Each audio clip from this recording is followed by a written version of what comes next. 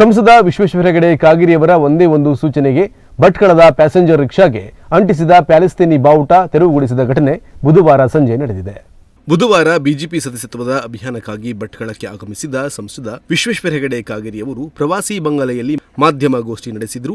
ಈ ಸಂದರ್ಭದಲ್ಲಿ ಈದ್ ಮಿಲಾದ್ ಹಬ್ಬದ ಆಚರಣೆಯ ಸಮಯದಲ್ಲಿ ರಾಜ್ಯದ ವಿವಿಧ ಕಡೆ ಪ್ಯಾಲೆಸ್ತೀನಿ ಬಾವುಟ ಹಿಡಿದು ಓಡಾಡಿದ ಬಗ್ಗೆ ಉಲ್ಲೇಖಿಸಿ ಖಂಡನೆ ವ್ಯಕ್ತಪಡಿಸಿದರು.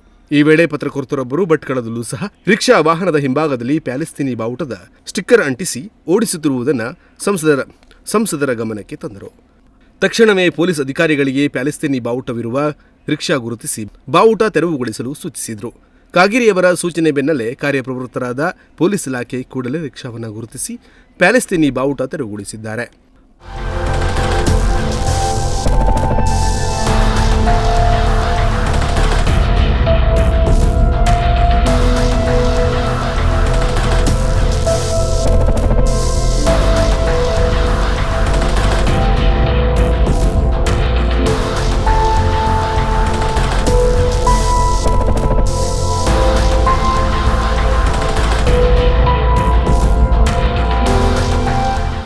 ಬಹಳಷ್ಟು ದಿನದಿಂದ ಈ ರಿಕ್ಷಾ ಪ್ಯಾಲೆಸ್ತೀನಿ ಬಾವುಟ ಹಚ್ಚಿಕೊಂಡು ತಿರುಗುತ್ತಿರುವುದನ್ನು ನೋಡಿ ಬಹಳಷ್ಟು ಕಾರ್ಯಕರ್ತರು ತಮ್ಮ ಆಕ್ರೋಶ ವ್ಯಕ್ತಪಡಿಸಿದರೂ ಸಹ ಇಲಾಖೆ ಯಾರೂ ತಲೆ ಕೆಡಿಸಿಕೊಂಡಿರಲಿಲ್ಲ.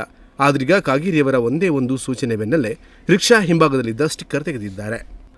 ಉದಯ ನಾಯ್ಕ್, ನುಡಿಸಿರಿ ನ್ಯೂಸ್, ಭಟ್ಕಳ.